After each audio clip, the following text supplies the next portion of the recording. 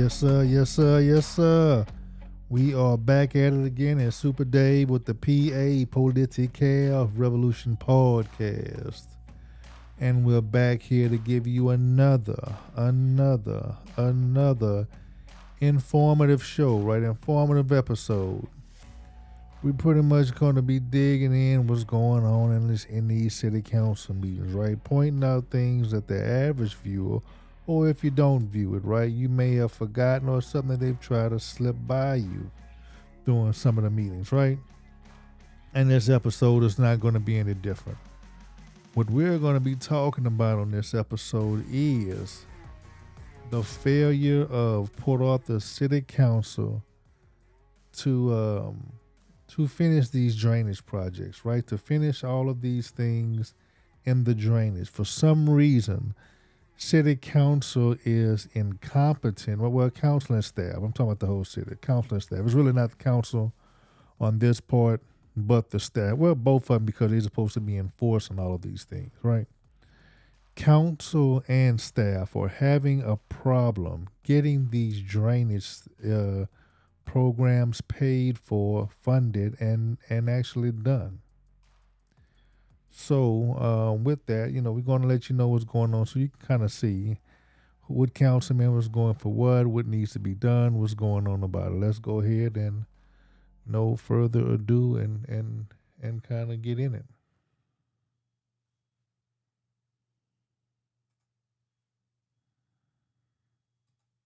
Rejecting the bid submitted for the Alvesta subdivision and the Port Acres subdivision drainage improvement projects, and authorizing the purchasing division to re-advertise the invitations to bid.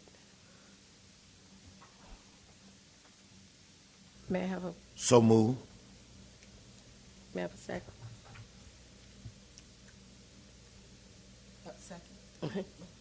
It's been moved and second to approve the agenda. Any discussion? Someone else have a comment? Okay. Councilman Lawrence. Yes, Madam Mayor Pro Tem. Just a question, and it pertains to, I guess, the purchasing procedure and how it's being applied in this instance, and then there's another item on here where it's not applied in the same manner. So I just would like some clarification from staff as to why we're doing what we're doing here. What item are you referring to that is not being applied to? I may be confused about your question. I want to get some clarification. Okay. In this particular case, and I know we're talking about PR 22959, this is where we're going to go out and rebid, right? Yes. Okay. And then there's another item on here where there was a request for proposal that came in, and I don't know if I should be talking about that in the same I vein. think we can. Well, talk about that. let me kind of clarify. Request for proposals is not synonymous to what is in 22959. 22959 is an invitation to bid, which is a competitive sealed bid, which is different from a request for proposals. So there are two different types of procurement methods. So this is referring to an invitation to bid, and it is asking that it be rejected and rebid. So, Councilmember Moses. I want to know why. Yeah. I think the city manager sent you all a memo last week explaining why, and also the cover memo explains why as well. So I believe that background. I'm asking now. I want it to be. I want it, right. Whatever he wrote. Right, and that's one thing, right? They have a goddamn problem with wanting to hide everything, right? We need this to be transparent, and from that, I think calling them out, they kind of got into a little, tit for tat on that, but that's good. They need to start calling them out on what's the actual problem, and then they really don't get into the actual problem. But let's go ahead and continue. Okay, want you to the tell me, procurement you're process you're was- the legal department. Sure. So I want you to tell me why. The money is not there. The city has not been awarded the money. That was the first thing. So the money to do so, to award these projects, has not been given. I think the total is about $40 million. And when it was presented, the finance department was unable to sign off because the award is not there. So, the city doesn't have the funding to move forward, and an item cannot go forward without funding. This is all federal money. So the money's coming from GLO, The money is coming from FEMA and CDBG, yes. and so they have not funded the project. That is my understanding. The finance department can elaborate on that, but they were unable to sign off on it because the funds weren't there. And that is why the city manager wrote the letter, and also the cover memo that was scanned with the agenda item states that the funding has not been confirmed yet. So there's not the money there. So the procurement process was not followed in conformity with the federal guidelines. And staff, if you want to state that. But the manager can. Now, pay attention that the procurement guidelines were not followed. This city has a historical problem with not following procurement procedures, and that's why we have to pay some money back. If you all remember, right, Odura came through and we had $10 million, so to speak, that we had to pay back from whatever McDougal was doing, right? So if I remember correctly, we got that $10 million down to $1 million or something. We had to pay that back. So this is another situation of the potential of that happening, right? She's going to go ahead and explain it to you, but we didn't follow some procurement procedures. That's the main issue. Can also elaborate, but there's an issue of there's not the funding. This is federal money. It's not city money. And number two, you have to comply with 2 CFR 200, and the procurement requirements were not met in adherence to that. So that is why the item is to reject it and to rebid and to follow the procurement requirements. Could we just table this and come back to it, and after we've done a little bit more research to give us some more information? We've done very detailed research. We've had other experts look at it. We have some memos that we can share with you, but we are quite clear that the procurement process set forth by the federal government was not strictly adhered to. Now, understand what the city attorney is saying, right? With this procedure to go ahead and with this item to go ahead and would shut that one down and to rebid it, to pull the one that's out and rebid the letter. They'll say it with the exact thing I'm trying to say, but to redo it, right? To basically to redo this process, and that's the only way we have to do it. But we should go ahead and get into it. Councilman Kinlaw. I'm sorry, okay. Councilman Frank had his light on. Yes, and I guess that's what the question that arose in my mind is: why are we even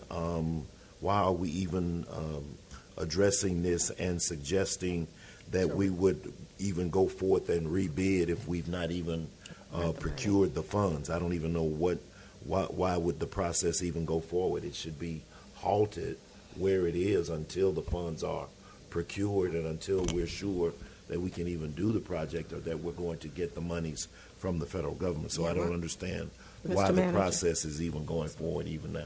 Yes. Councilman Moses, you have another? Yes, I'm so sorry. No problem. Because same thing. Can I get that question? Yeah, you go ahead and then I'm going to pick it back off of that.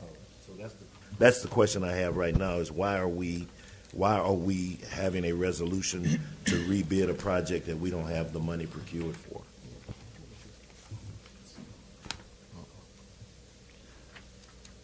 Here they go with the bull crapping. Yes, you mind? No, please. Okay. Yeah, Mayor and Council, and in my memo dated December 23rd, I laid out in sequence the project, and my intention to call a meeting on the 28th of December,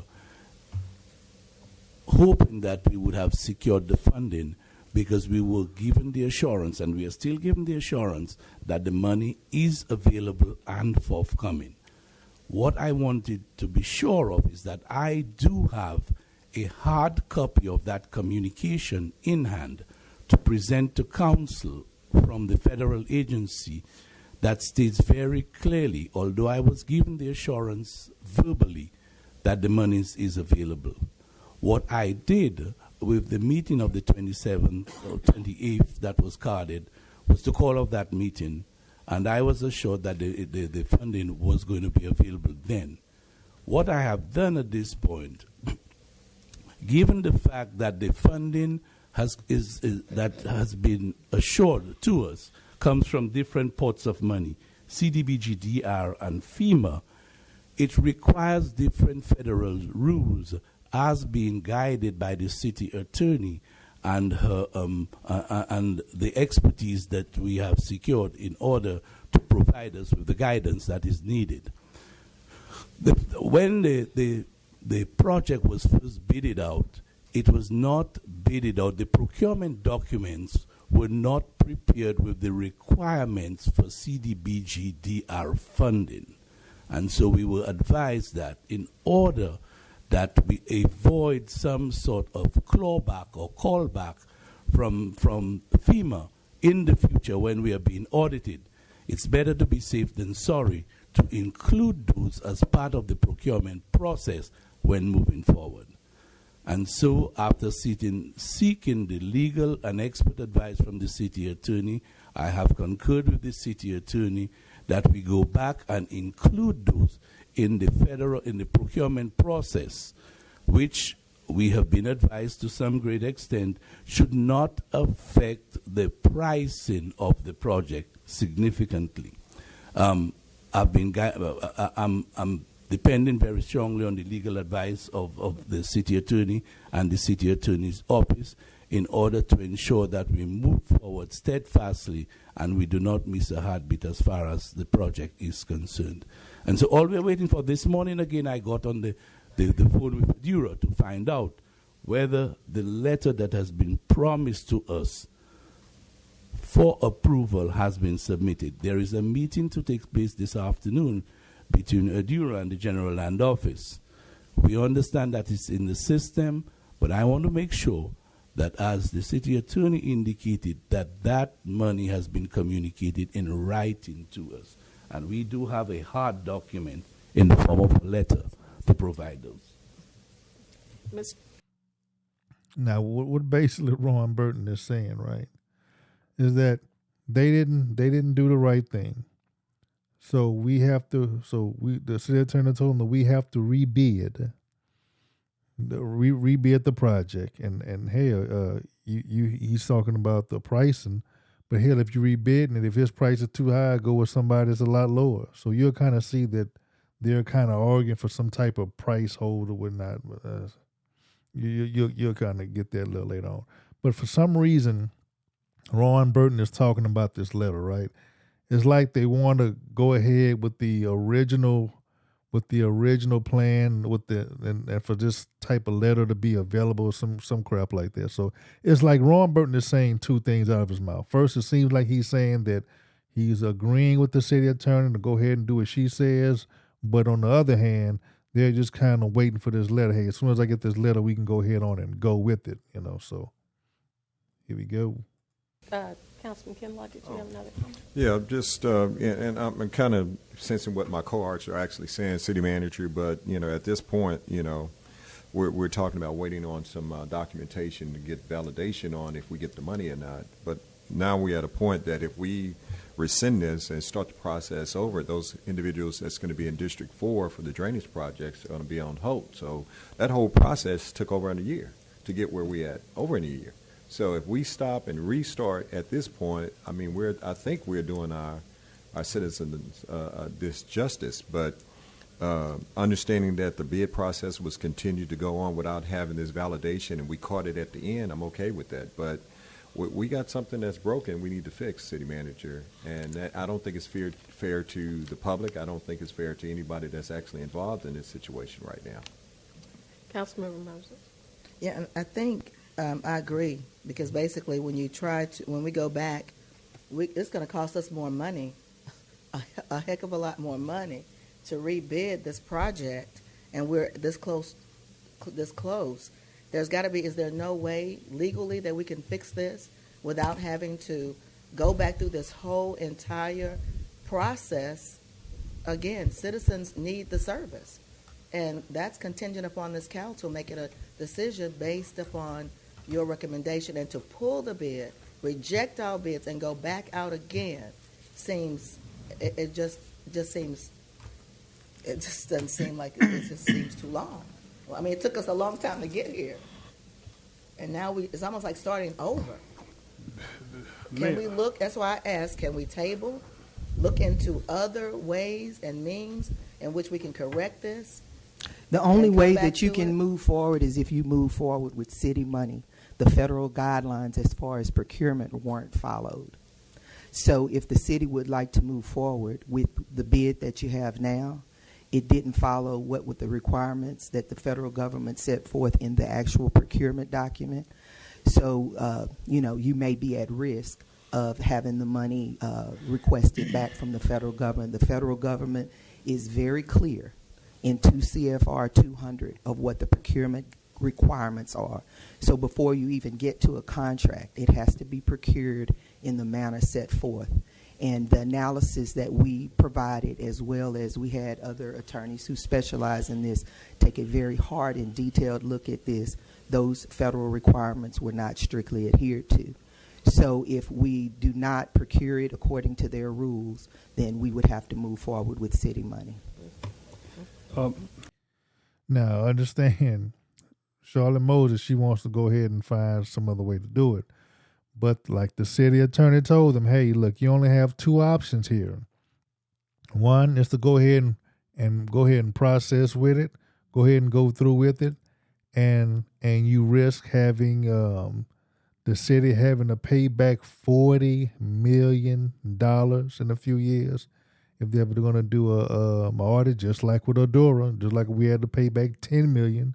Now we're at risk of paying $40 million, right? Yes, true. This project has been going on, supposed to have been going on for about 4 or 5 years ago. But hell, it doesn't make any sense to wait 4 or 5 years now and do the project wrong and muck it up while we have to pay back $40 million. That's stupid. So my opinion is, I think the city attorney is right on this one, right? Go ahead and just do the crap right. We have a problem with doing it right. We found out where staff, for some reason, right now, these things from Odora, right? This should be going through the legal department automatically. Now, I don't know why none of this stuff, when we have a history of screwing all this trash up, it does not go through the legal department until it came in late at this stage. So nobody has a goddamn problem. See, we have all these doggone attorneys paying for these attorneys, and the things we should send to the legal department, we do not send it for whatever goddamn reason. This trash just don't make any sense. Councilman Jones? Let me ask a question. City attorney, city manager, can we let this bid stand, the low bidder, whoever it may be, let this bid stand pending approval from the FEMA or the federal government? If it takes 60 days to get approval from the federal government, can we just let the bid stand until we get approval? Is that possible, city manager? The bid we have now, just let it stand as it is, pending approval in your hand, hard copy. Maybe it takes 60 more days. That's something we can look at. Councilor, I think that's a legal interpretation. It is a legal interpretation. As the city attorney stated, it was not procured properly. When we got word from the General Land Office that $14 million was available, that was not part of the procurement package that was sent out.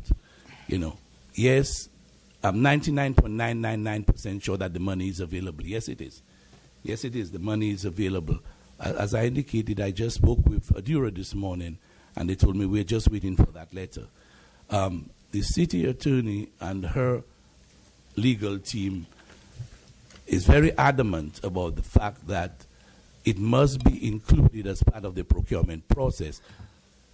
for the simple reason that if we are being audited 2, 3, 4 years from now, we will be asked to repay $40 million from the general fund. We will be asked to repay $40 million. So it's a council's decision. If council wants to move forward, and I'm making it very clear, if council wants to move forward, I am at the service of the council. Now, right here, this. Now you see the city manager kind of playing crazy, jumping back and forth. In my opinion, kind of giving mixed signals, saying it's a legal interpretation. Hell, but hell, we have to pay $40 million if it kind of happens. Now they're trying to put it on the council. Hey, you can go ahead and do whatever you want to do. Now, unfortunately, the city attorney did a decent job this time and kind of laying out. She kind of been tough with it too. I liked that on this legal issue, right? On this particular issue, it appears to me she's doing her job, what she's supposed to do. And for some reason, Ron Burton, they're acting like they want to go ahead and get this done for whatever reason. I mean, you waited this long. You might as well wait a little bit longer and get it done right, where we'll have the funds to pay for it, right? And not do it, and then, hell, we got to pay back $40 million again, just like we had to do with Adura with $10 million. But 3 or 4 years from now, if council is being asked, and I'm city attorney, I'm taking it from the advice that your legal experts gave to me and to us presently. If 3 or 4 years from now, the council is being asked to make a repayment of $40 million, I want to make it very clear that I advise the council to table this. Councilman Frank. Yes. I was going to. And I don't know why he said table it when he should have. If he's agreeing with the city attorney, he should be saying to go ahead and resubmit the bid, not to table it. Say exactly what the city manager was saying, that really this is a slam dunk. That when you come to a point of understanding that something has not been done right, and you have the opportunity, and I am grateful for the legal counsel, I'm grateful for the city manager taking this stance at this particular juncture, because I believe that too many situations have come back on us and bit us in an area that we don't like. And so I see no other recourse at this particular juncture than to accept this resolution, table it, and wait for the letter and to do it right of the procuring of the bid. Now, I do as well. I don't particularly concur that it's not going to be any more expensive to do it, because we all know what's happening with prices and inflation and building and the like. But you never get, it's never a wrong time to do right. It's never a wrong time to do right. And so I think it's incumbent upon us that we do right in this particular area. City Attorney, did you have one other? Unless you all had any other questions, but otherwise. Okay. Sir, the floor recognizes Mr. Harrison. Yes. And I can kind of agree with what Councilmember Frank was saying, right? If he was saying go ahead and rebid it, do the right thing, rebid it so we don't have to pay $40 million, I can agree with that. Thank you. My name is Tom Harrison. I'm president of ALCO. I appreciate and honor the council listening to me today, and I appreciate all the discussion that's going on. And I can bring some light to some of these issues, and some issues I cannot. But I would like to just voice my opinion and try to work with the city so that I understand the situation that we're facing here. This is an important project for the city and an important project for my firm. Basically, in the documentation I've read, and I've not had conversation with the city's legal team, and they would advise me one way or the other, I'm sure, if they could. I'm not their client, but basically in the advertisement area, this project was advertised in the local paper. Mr. Williams, your purchasing manager, also sent out advertisements to 30, 40 different contractors, which I've seen, and also multiple state agencies where they advertise these projects every day. Advertisement was mentioned in some of the correspondence as one of the issues. My firm also advertises in the DBE, State of Texas DBE enterprise firm, where we solicit DBE firms for participation in this bidding process with us. There's several hundred of DBE firms that we contact in the bidding process. There's a lot of activity that goes along in the bidding process. I know I'm limited to 5 minutes. I'll get to the point in a minute. So I think from the advertisement standpoint that it has reached the proper people that it needs to reach. It reached my firm, and I'm a local contractor. My firm is a minority woman-owned business. So basically, we're part of the Section 200 that they're referring to, that you make this available to the minority enterprise people, be it woman-owned, be it minority, be it small business. So that's part of the CFR. Okay, they don't actually state it. The council, city attorney, city manager doesn't actually state it, right? But what seemed to be the problem is they didn't, for what I'm speculating, right, the city didn't seem to have distributed this property to actually minority businesses. A lot of black businesses, woman, Hispanic, veteran, whatever falls under the minority category, right? And in that subsection, the 200 of their procurement issues. From what he's saying, that's what it seemed like. They didn't advertise to all the property minority buildings, minority businesses, and he's over here, stating that he's a female-owned business, which kind of constitutes him as a minority. White women, that constitutes as a minority. So that's what he's trying to vie for, and he's trying to, talk to, hey, I need this project. Basically saying, hey, let's go ahead and get this on. He didn't see no problem. Let's get along with it. 200 that they're referring to. Now, in my review of the specifications, I find that the specifications are pretty clear that it's addressed most, if not all, the activities of the CFR 200. CFR Part 200.321 addresses the necessity of an affirmative steps to assure that minority businesses, women-owned businesses are contacted for the bidding of this process. That was done. That's been done by the evidence of our firm bidding it as being a minority woman-owned business. Also, it addressed other minority businesses in this area, which we receive pricing from.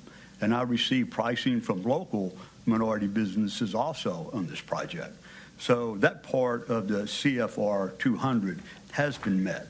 In the aspect of the CFR 200 in the appendix number 2, which addresses contract provisions for non-federal entity contracts under federal awards, this Appendix 2 covers items like equal opportunity, Bacon Davis, clean air, disbarment, Byrd anti-lobbying amendment. These are all covered in the current specifications that we bid from, that were published in the very beginning on these projects. Also, under these sections, we also address HUD Section 3, where basically it fosters local economic development, neighborhood economic improvement, and self-sufficiency of the community.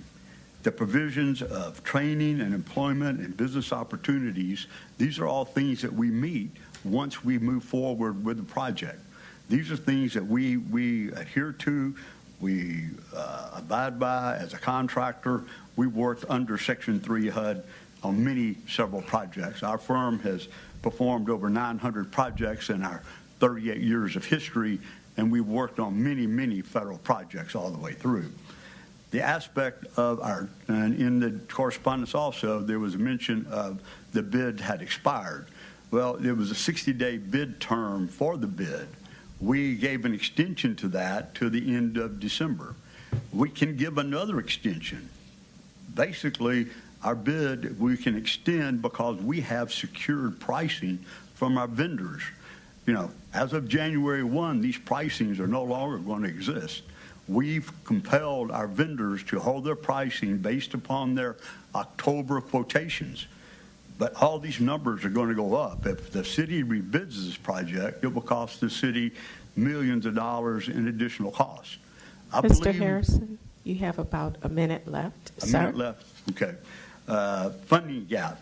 We'll postpone the time frame for our bid. We'll extend it till the city manager receives his letters affirming from FEMA, GLO, the different agencies. That we will do. We will abide by that. Project over budget. This is a project that was based in 2018. That was budget was based in. It is now 2023. The budget is not what it is. We all know the costs have gone extremely high. Like I said, we have secured our pricing. We will hold our pricing. One of the final topics is the aspect of disclosure of our pricing. In the city's publications, they've published, now for public view, our complete pricing, which I think is a unfair trade issue. Yes. Mayor Pro Tem, I know it's time. Yeah, we're going to give you more time. We're going to extend your time, if that's okay, Mayor Pro Tem. I'd like to give him, think he could wrap up in about 3 minutes? Yes, sir. Mayor Pro Tem, I put on the floor that we give Mr. Harrison an additional 3 minutes, please. Yeah, he's fighting for this contract. From the disclosure of our pricing, now we are public with all these numbers. Our bids are public. You know, it's for anybody to take a second bite at the apple. That's what we have here. As a wrap-up of our issue, I believe that the advertisement aspect has been met under the bid certifications. Hundreds of people have seen these documents. You know, you went out for a competitive bid, you received those documentations. The aspects of compliance with 2 CFR Part 200 and the Appendix 2 and HUD 3, in my view, in my reading, and I'm not an attorney, I find that the specifications are in compliance until somebody notifies me differently as so. The aspect of bid expiration, as I said, we will extend our bid and hold our pricing on this if we can sit and talk to some type of resolution.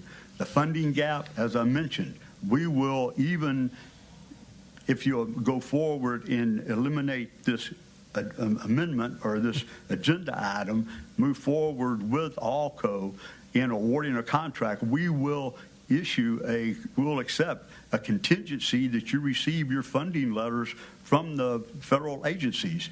And that way Now, he don't give a damn about the city of Port Arthur having to pay this back in about 4 years or whatnot if they happen to do some type of audit. He gives a damn about this contract. It's like he said, it's important to his company, right? A lot of these people come over here and leech off the city of Port Arthur, right? You have these, I don't know if he's from out of town. Most likely he is. He probably don't live here. He may have a company name here. I don't know. He could be out of town. But you see a lot of these cats, they'll use women to get like to get quote unquote minority preference, right? In bidding and coming here to Port Arthur, and kind of just siphon the money out of the taxpayers and the people that actually live here. And sometimes we don't give Port Arthur businesses the actual opportunity that they deserve, right? Like I said, I don't know if he's a Port Arthur business or not. He just falls on some type of minority. I can lock in all the contingent pricing that is out there. We have them held at bay at the present, but if it rebids, we will not be allowed to do that. As a conclusion, basically, I would like the council to vote no on this agenda item, but at best, I would request the council table this agenda item until they can talk with me, talk with our firm, And talk show to us how the issues are inappropriate or where we. You see, like would it sound like the city attorney said, can't talk to him? What do we need to talk to him for? What? We don't need to talk to this contractor. The issue is rebidding within the city, and this has nothing to do with the goddamn contractor. He wants this contract so bad that he wants to make a deal any way that he can. But it is not the city's job to negotiate with the contractor when they have a bid. They have to rebid it out. So it'll be, from my understanding, right? It'll be illegal for them to talk to one particular person on the bidding thing to try to negotiate something with them when they have to rebid the process out. We've missed our review of the documentation of this bid. I certainly appreciate the council's time, and I'll take questions. Thank you, sir. Mayor Pro Tem, may I respond, Yes. please? So I want to kind of clear something up, and I thank you for coming. Yes. There is no error on the part of the vendor. The problem is on the part of the city. The invitation to bid, the document that he responded to is the document that has the problem. So I appreciate what he's saying. There's nothing that the vendor did wrong. This is not the vendor's issue. It's our issue. To make the council just be a little bit clear, and I know that we've worked with you before and others in this capacity, it's important to understand the difference in what is required under state law and what is required under federal law. Yes. Two totally different animals. And as the years go by and we deal with FEMA, and we've delved in FEMA, I think I've written about 5 memos in 2022 about following the FEMA procurement guidelines. I even facilitated a seminar so staff could see. These FEMA rules, these federal guidelines are very technical and very specific, and Now, basically, the city attorney says she's giving workshops on getting this right? Now, if we know there is a problem with getting things done, why we do not have a check and balance system where they need to bring it to the city attorney's office for validation before it goes out? People, this is not rocket science, right? If we have a doggone problem, we should be able to fix that problem and not have this problem again. That's the main problem that I have with management and the council, right? City manager, management of staff, and the council fail to capitalize on problems. Once we identify a problem, we need to find a solution, right? That we don't have to go through this over again. And it seems to drive me crazy, right? Why that we're inventing the wheel again. Well, that's a bad analogy, right? Why we're tripping, or why we are driving into the same pothole that we see right there on the street. We know that a pothole is there, right? We know what we have to do to fix the pothole, right? Or just to not, or we need to know to drive around it. But for some reason, we're looking right at the pothole and we're driving right into it and say, oh man, the pothole that messed up my car. Well, fool, you've seen the pothole. You've hit that same pothole before. So common sense should tell that person, hey, watch out right here because you've damaged your car before on this same pothole, and just drive around it.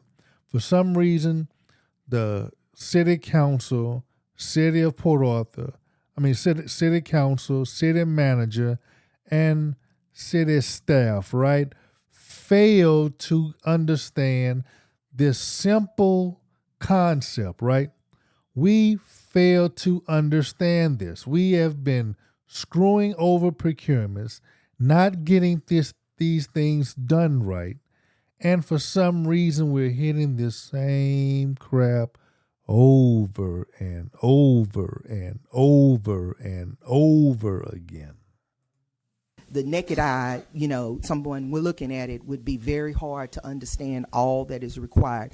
I think in the course that we had, we talked about there are about 93 additional requirements that have been placed with FEMA in recent years. So it's important that on our end we be very well versed when we come to the federal projects. What we've done is the invitation to bid was not reviewed with us prior to it going out. We received this document in December when it was time to award it. And that's when we went through everything and looked at showed what our concerns were to the city manager. We then had a firm that is an expert in this area look at it, and they concurred that there were some problems, not on the part of the vendor, but on our part in dotting those I's and crossing those T's that the federal government wants us to adhere to. What I think would be helpful during this process, so it's not just, well, the legal department said it, is that we can also go through the document with staff, with counsel, and explain to you what those deficiencies were. We can have some type of special tell us right meeting. now. It doesn't even have to be an executive session, because it's not.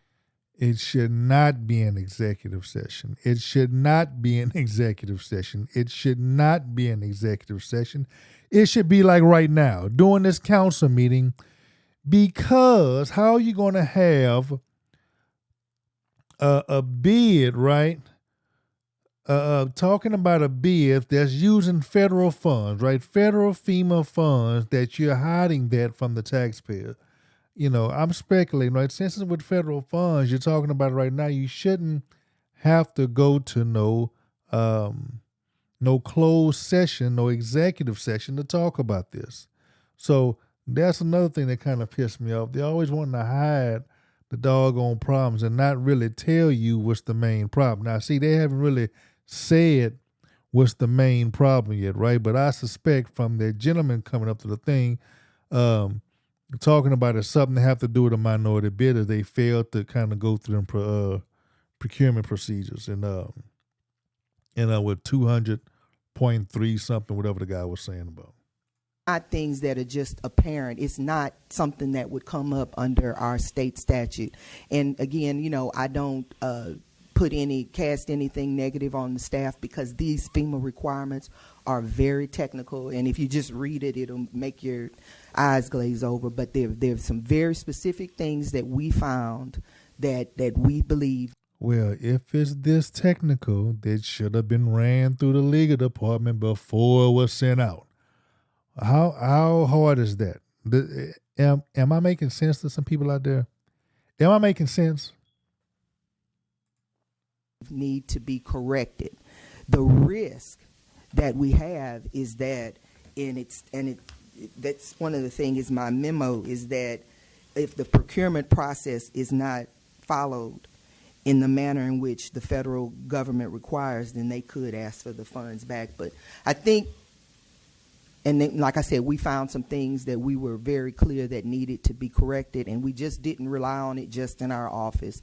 We had other attorneys look at it who are experts in this area. But I think that if you need me to, I'd be happy to sit down and go through the packet and explain what those things are, so it's just not somebody saying it was not done right. It was just, there's a lot of specifics. 2 CFR 200 is a thick booklet. And the rules are ever changing. Something changed as recent as after the summer. So, but again, it's nothing that the vendor did wrong. It's just that we have to tighten up on our side to meet all these guidelines. And I'd be happy to, at whatever point, sit with you and go through it and have our team explain to you what the concerns were so that you can know what the risks are. It's up to you all. Councilmember Jones? I'm sorry. Yes, thank you. Mayor Pro Tem, it seems as though we are really, really, really confused what I'm hearing. And I want to err on the side of cautious.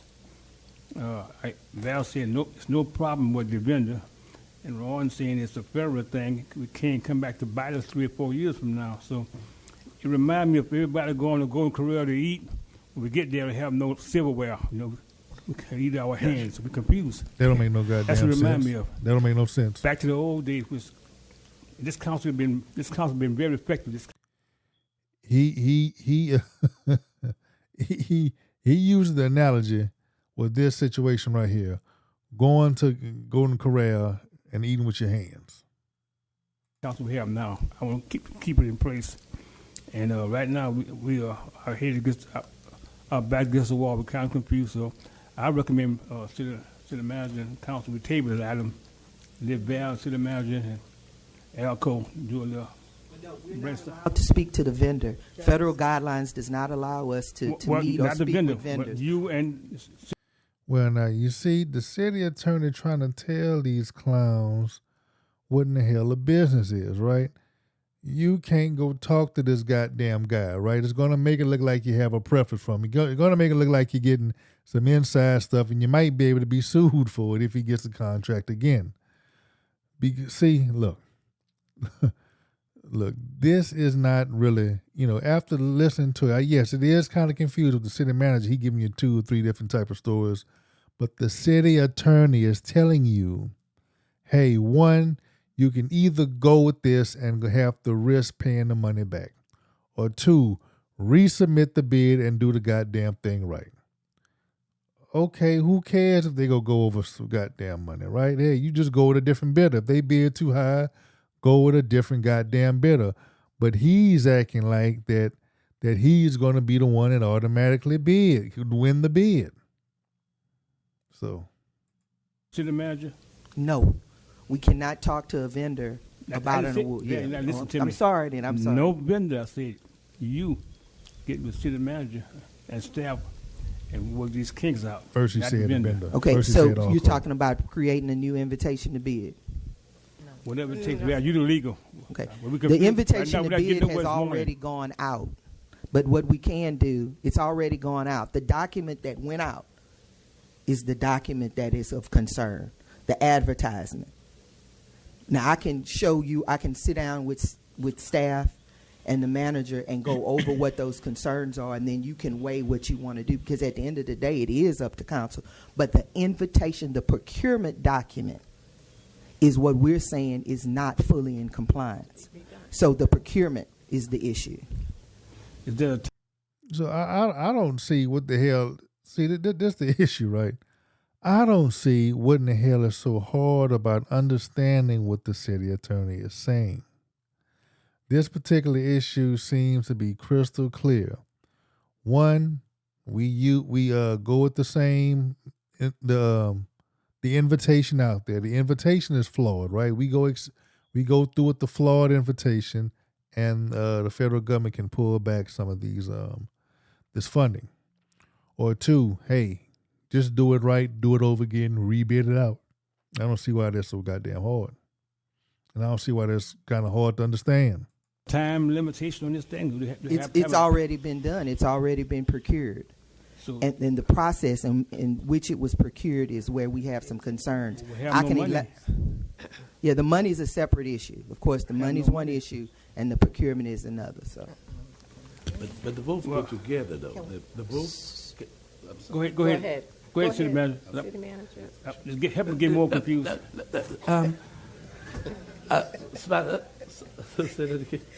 He said, "Help us get more confused." Okay. No. I'm trying to. My attempt here is trying to simplify this, and the city and I'm not an attorney, okay? We're using words as problematic. Now I can see what Ron was saying. The money is together, yeah, because you have to. I can understand that. I can see what he's saying, and I can see what the city attorney kind of saying, to kind of not confuse Carol Jones, because Carol Jones get easily goddamn confused, and she say, hey, it's a separate issue. But truthfully, it is the same issue, I understand what Ron's saying there. But in order not to confuse Carol Jones, she just kind of, giving them small chunks at a time. There is a fatal flaw in the procurement of the project that has the potential to become problematic 3 to 4 years down the line. Okay. Yes, sir. Okay? There is a fatal flaw. Now, I want to share with the council with the potential of that fatal flaw, if you are being audited, and it's not to make the situation scary, 3 or 4 years down the line, and the Office of the Inspector General finds out that when it was not procured with the requirements for CDBG DR funding, they alike and FEMA funding alike, and that's what I heard from the legal experts, city attorney, that we are very much likely to repay the money. Okay, that's my understanding of it, simplistically, you know. Councilman Having Moses. said, Oh, I'm sorry. I'm sorry. Go ahead. no, having said that, you know, I'm depending very strongly on the guidance. Okay, now he just the adding legal guidance of the city attorney's office He's adding for me extra to make stuff a here. decision. As you should. You know, as I should. You know, and so my recommendation was that I work with the city attorney office to accomplish that. You know, is there a fatal flaw? Yes, there is a fatal flaw. As the city attorney said, it has nothing to do with the vendor. Absolutely nothing to do. The fatal flaw is I have not received the letter in writing. When the project was Now he's kind of went off into something else. Now he's saying the fatal flaw is in this thing. Instead, the letter, right? Not getting the letter. Instead of just saying the fatal flaw is what he just stated, procurement. Now he's confusing people. Right now he's deliberately confusing people, in my opinion. The fatal flaw is in procurement document. That's what a fatal flaw is. Not in this goddamn letter you're about to talk about. bidded out, that's part of the fatal flaw. When the project was bidded out, funding $17 million was not available from CDBG-DR funding as yet. And so that was not part of the procurement requirements as published. Is that correct? Simply saying it. Yes. Yeah. Apart from that, there are other problems. But, and that's what I heard from our legal experts. The legal if you department did didn't not say that with the letter. include that as part of your procurement document, then it's likely to raise a red flag when the Office of the Inspector General comes or FEMA comes and looks at it and said, we want to claw back all the money. Mr. Harrison, thank you so much for your comments. That's my understanding. We appreciate your comments. I appreciate the council, and I'm very workable with the council. If there's anything you need from my firm, don't get me wrong, I do not want the city to ever be in a position where they may have to claw back on these funds. Right. At that point in time, though, in my interpretation in your legal counsel is exactly right. Now he's trying to CRF filibuster. 200 is about 400 pages long, and I've attempted to read some of it, but it's very confusing. Yeah. But what I have understood and read, it seems like the documents we bid from were in compliance. And the aspect of the issue of advertisement, it reached hundreds and hundreds of businesses. Yes, sir. And but anyway, I do appreciate your time. And, thank you. And I thank the council very much. And thank you so much for your presentation. Thank you. Councilmember Moses. Yes. To my colleagues and city manager, I would really, at this point, ask that we would table this until we've been educated on the different issues that played the city manager and the legal department to make this decision. Give us time to look at it and review it. Well, you should be talking about it right now. That's the problem. You need to talk about it right now. In our sessions or have a workshop on it so that we'll be apprised of what has caused us to get to this point. And we don't have to be in a rush to reject the bids. I think that we can come back and after we've been apprised of it, maybe at that time make a decision. So I would wish that we would table this item and then after we've been more educated on those different scenarios that we can move forward after that. Question. Councilman Jones? Yeah. Right quick, city manager, in your opinion, short opinion, I don't want you to give me an essay, just give me your short opinion. How you feel about this? What's your stance right now on this? Nah, the city attorney just goddamn told you. He told you. The city attorney told you. Now you're asking him again the same goddamn question, Cal. This is part of the reason why we can't get done. We have incompetent people on the council that can't stand, common English. Yes, sir. Councillor, as I indicated, I'm not an attorney. I do rest on the shoulders of the city attorney as far as this one is concerned. I do. That's what I said. That my opinion is I rest very strongly on the shoulders of the city attorney. God damn. As far as this one is concerned. What's so hard about that? I do. City attorney. Councilman Frank. Well, the question Go that ahead, I Val. the question Hold that I on, want hold on a minute. He had a. You had a second question? No. She's finna answer. She's finna give me an answer. May I answer his question? Would that be okay? yes. I'd be happy to go over it with you all as the council member stated, so you can be very clear on what we're talking about. I'd be happy to set up a meeting. We can bring our team in and we can go over it and explain to you what the concerns or what the specific issues are, so you can make an educated decision. I have no problem with Thank that. you, Val. Thank you. Councilman Frank. Okay. The question that I want to have answered before I move to table and to bring it back at the next meeting, and I appreciatively applaud what Councilwoman Moses is saying, to hold it and to get information and all of that. But I wanted to find out what the direction was that we were looking at taking. Were we looking at rejecting this resolution at this particular juncture and waiting for the letter of that we know is forthcoming and going forward with resubmitting bids so that at the next meeting we could have a bid prepared that would go out and rebid this process?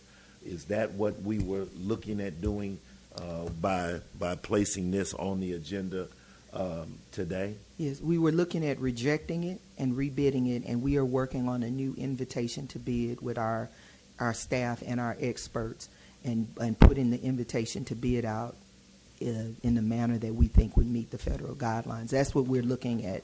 That is one of that is the recommendation that we had, is to reject it, rebid it, and rebid it with a new invitation to bid that met all those guidelines. And that's what I was looking at, and that's why I was looking at doing that, because I think by putting forth this resolution at this particular time and going ahead and rejecting it, we move out of the way, everything that was not done, and we're able to go forward and begin the process anew, afresh, even with Mr. Harrison's firm and other firms doing what's necessary to get the ball rolling. So I mean, we can still procure the information that we want to get, but we can as well not stop the ball from moving forward and resubmitting a proper bid that would allow us to keep the project going. Councilman Kinlaw. Thank you, Mayor Pro Tem. City Manager, I don't know if you want to have your staff, just a quick question about if we reject this and not approve this today, how long would it take to go through that whole procurement bidding process? If we say no today, how long would this whole process take you to come back before the council to vote on a new resolution? In our discussion with the city attorney and with the city attorney experts, we had a timeline laid out between 30 to 60 days. And I don't want to speak for the city attorney on this here, and correct me, stop me when I'm wrong. The city attorney experts did indicate that given the timeline to be developed, so we should have a copy of the bid document sometime next week. Mm-hmm. Sometime next week. Yes. Having said that, there will be certain, she has looked at, or her company has looked at the forecasts that continually come out on a weekly or monthly basis. And although she's not some sort of economic expert, she thinks that there should be the inflation. You see that he threw that in there, but she not no economic expert. So you gotta catch people like Roy Burton. They be throwing them jabs in. They be throwing them jabs and them hooks, them uppercuts in right there. Although she's not an economic expert, she thinks that we can still say the same. Aspect, it should be going down, and there should be some significant impact as far as the project is concerned. There are two other aspects. Correct me if I'm wrong. I think there are two other aspects that they're looking at. One is value engineering, that to be included in it, and the other is our specs, the city specs, which should have an impact on the project cost as well. Well, I'm going to give you this quick little tip from the hip, right? The economic impact, if we rebid it and do everything right, would be $0 for the city, right? It'll be just whatever. It'll just be up to $40 million with this grant. But if we go along with this doggone thing, you think we worried about a few $1,000s saving it right here, but we'll have to pay the whole $40 million if they ever do a recall and they decide to do it. That's the economic impact we should be looking for, not the goddamn price if the lumber is what $1 a yard or $1.20 a yard or whatever. You know what I'm saying? So that's the economic impact we need to be looking at. This $40 million. If we can pay for this drainage thing with FEMA money, or if we have to go ahead and pay for this thing with our own money, it's either $40 million or not. That's the economic impact. If we don't do this, then we have to pay the whole 40 if it ever comes up in an audit. And no telling what in the hell will happen at that time. We may have a goddamn storm or whatever, and an audit may come up. You never goddamn know. Am I correct?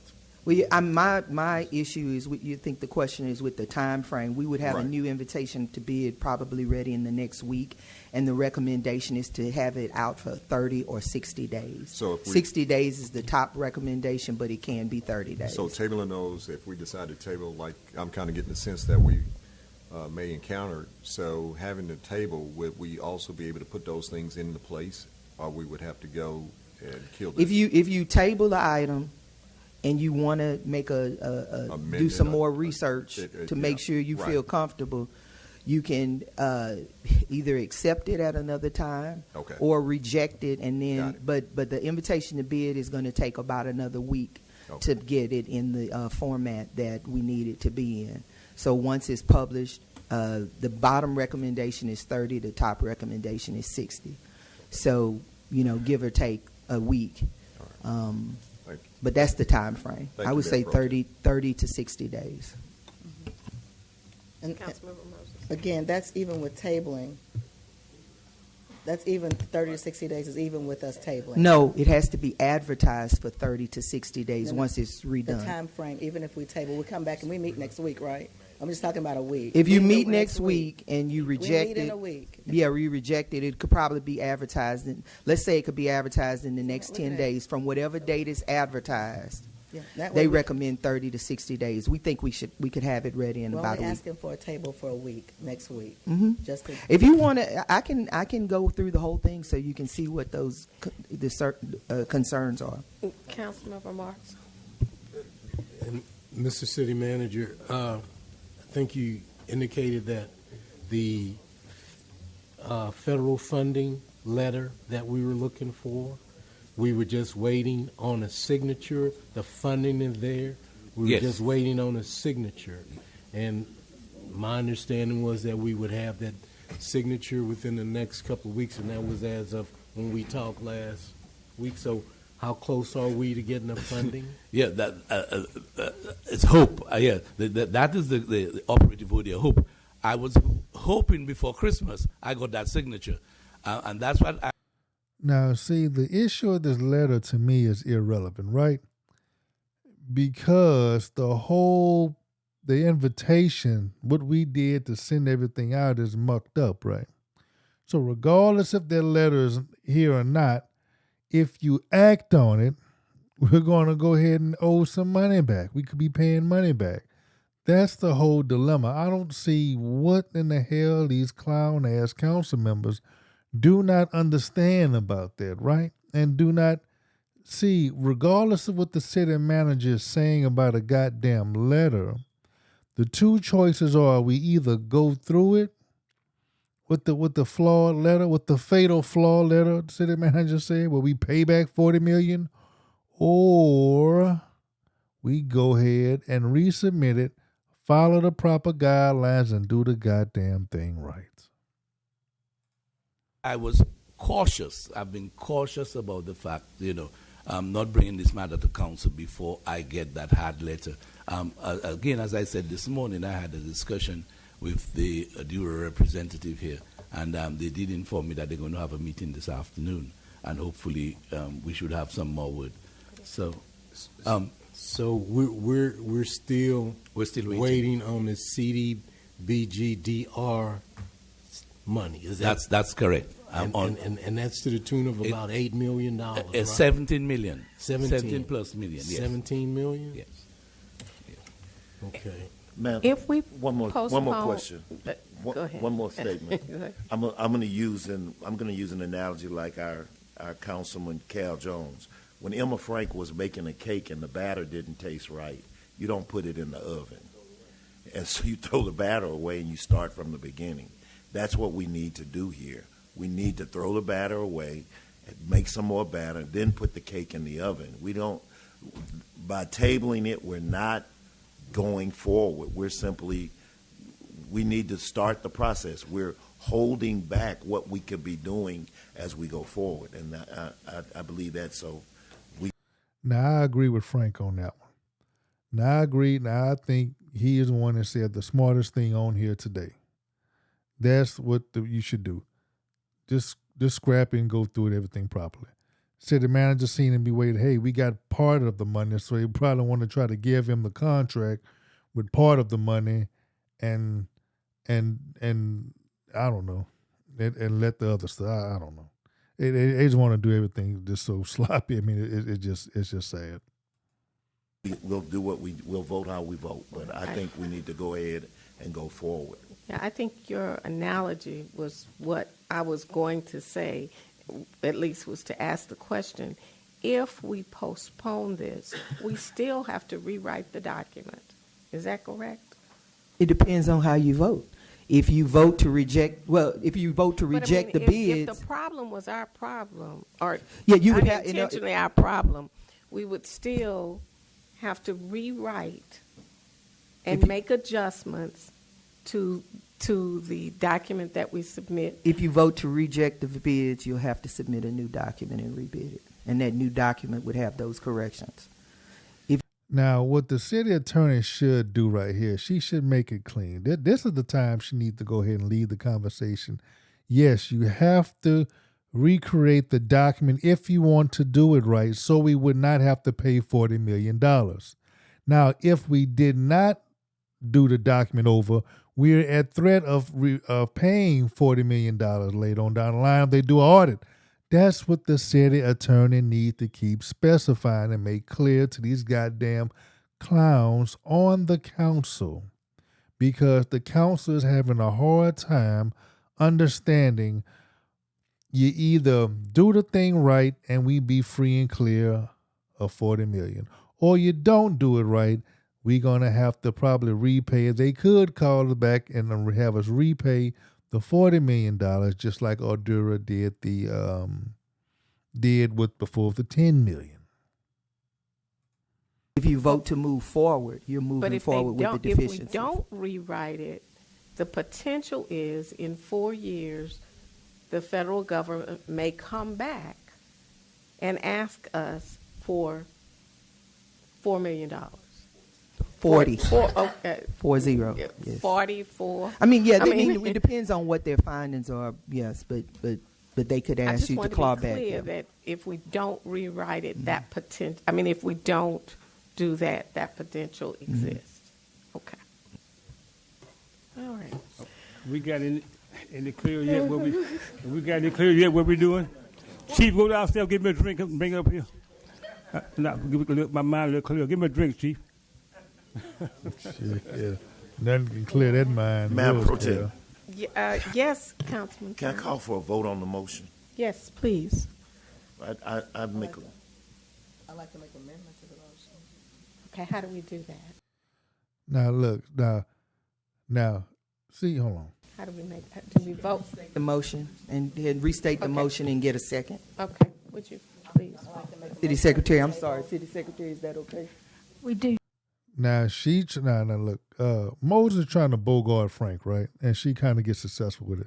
Now you have to understand with Council Member Moses, right? When she had a nonprofit, she did not do the proper protocol for receiving federal money, and she got hit hard for it, right? Some people say she should have went to jail for it, but she had an auditor that really dinged the hell out of her nonprofit. So you can tell how she's acting right now on council, that she doesn't want to listen to procedures. She don't give a damn, in my opinion, because if she mess her own nonprofit up, she probably do the same thing with the city. So that's why it looks like you're getting a lot of pushback from Councilmember Moses, because hell, she don't give a damn about these federal guidelines or policies, because hell, she didn't do it when she had her own nonprofit. You just have a motion on the table right now to adopt the proposed resolution.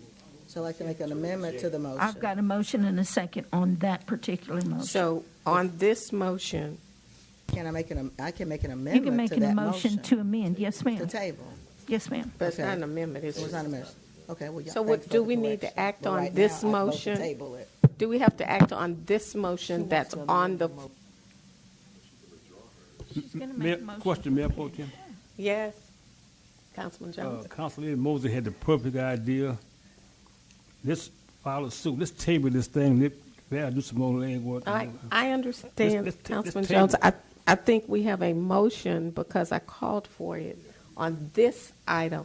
I want to know, do we need to vote on this item? Or If whoever she's not, made the we can motion vote on it, can but the person rescind the who made motion. the motion, if she wants to amend it, she can rescind it and restate it Okay, the way she'd like. would you, All and right. you made the motion. I did not second it. You seconded. He Who made the motion, motion? Donald Frank. Councilman Frank. But But she I can said- I can amend my We second. need to go to the vote. Want me to Vote. rescind the motion that I made? Rescind the Please, motion. yes. I will rescind it. And I will make a motion that we table this item for 1 week until we've done our research. I don't know when the hell We've you did that. contacted maybe I second that FEMA motion. for clarity. Just She just got a a second. It's, amen, it's done. Okay. They should have did Vote research All those in beforehand. That's favor? stupid. Would you like a roll call vote, Mayor Pro Tem? Please signify by saying yes. You want to do a roll Yes, call vote? please do a roll call. Councilmember Frank? No. Mayor Pro Tem Holmes? Yes. Councilmember Jones? Now he confused. Yeah. You said- To table, yes, sir. Yes. Yes. Okay. Councilmember Kinlaw? Councilmember Marks? Councilmember Moses? Yes. The item is tabled. Thank you, City Secretary. We'll move to agenda item PR number. Now, people, that's the clown show of the Port Arthur City Council. You have two items. One is to go with the improper bid. Improper bid can cost the city $40 million, or redo the thing right, where we'd have all the money accounted for. I mean, simple people. This is simple. And I don't really understand why in the hell that this is so hard. Once again, we're back at the clown show, people. That's why I need all of you to go ahead and continue keeping an eye on the council, putting pressure on the council, and help me spread this knowledge out, people. Help me go ahead and like and share this here. Like and share and spread it out and let people know what's going on at City Council. This clown ass crap right here, you have people that was going to put the taxpayers could potentially put taxpayers $40 million in the hole in about 4 years or so, when most of them will probably be gone. So understand, to get these deals done, I suspect, and to get some kickback money, they would kick the can down the road where they'll be gone and you'll kind of forget about it. Just like how we had to repay that $10 million, we had to forget about it. They forgot about McDougal. McDummy is long gone out of here. So now with this council, had to go ahead and address that missing $10 million. So people, this is your city, and this is your government. And to the next podcast, take it easy. Peace.